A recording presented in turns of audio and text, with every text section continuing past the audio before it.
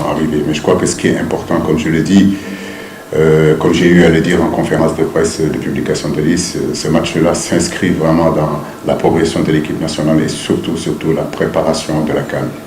On sait qu'on n'a pas beaucoup de temps dans ces périodes de CAN d'avoir une préparation digne de son nom. Et je le dis et je le répète, on a la chance de s'être qualifié au bout de 4 journées. Et aujourd'hui, que ce soit la 5e journée avec le Bénin, que ce soit le Brésil, que ce soit aujourd'hui l'Algérie, nous sommes vraiment en plein dedans dans cette préparation de la CAN. Et l'Algérie s'inscrit aujourd'hui au mois de septembre, ça sera demain effectivement. Et comme vous le savez, au mois d'octobre aussi, on aura le Mali ici et on ira jouer le Cameroun. Donc c'est une planification qu'on a mise en place.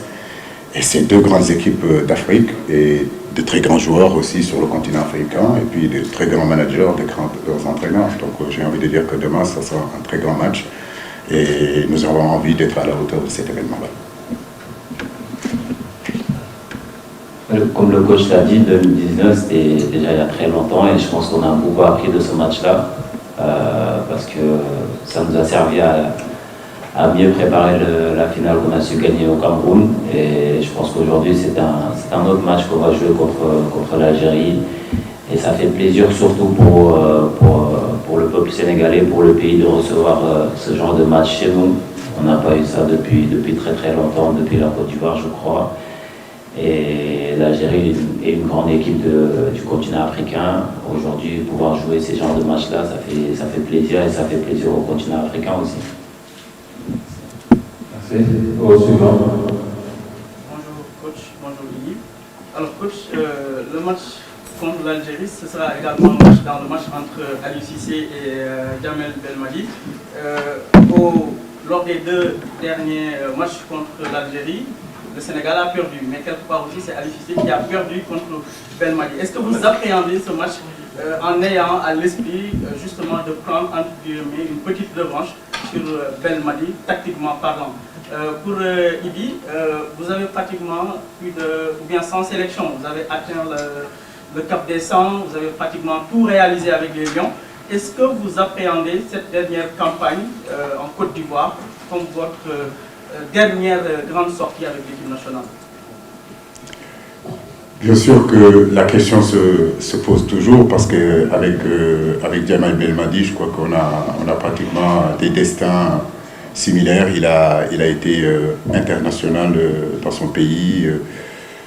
Moi de même, c'est la même chose. Il a joué dans des clubs où j'ai joué. Il a joué au Paris Saint-Germain. J'ai joué aussi au Paris Saint-Germain. Il est issu de Champigny-sur-Marne, là où j'ai grandi. Donc forcément, les comparaisons n'ont pas cessé depuis 2019 jusqu'à aujourd'hui.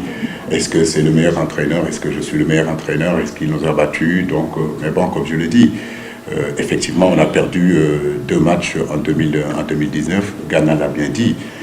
Ce sont ces matchs-là qui nous ont permis de pouvoir gagner la CAN en 2022 parce qu'on a énormément appris.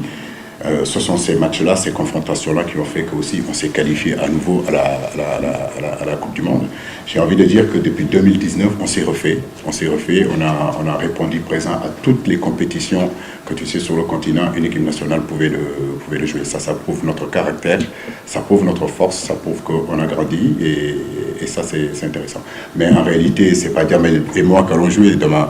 Nous, on sera sur le terrain, on poussera notre équipe. Moi, la dernière fois que j'ai joué contre l'Algérie, on avait gagné ici. Donc demain, je ne serai pas sur le banc, mais comme je l'ai dit, je donnerai toute la force, l'énergie nécessaire. Et je le dis et je le répète encore, c'est un gros match demain pour nous. Et ce sont ces matchs-là, en réalité, que nous désirons, que nous voulons. Et ça s'inscrit uniquement dans le jeu. Voilà, pas une question de revanche ou de vengeance. Je n'ai pas de vengeance à prendre, je n'ai pas de revanche à prendre, comme je le dis.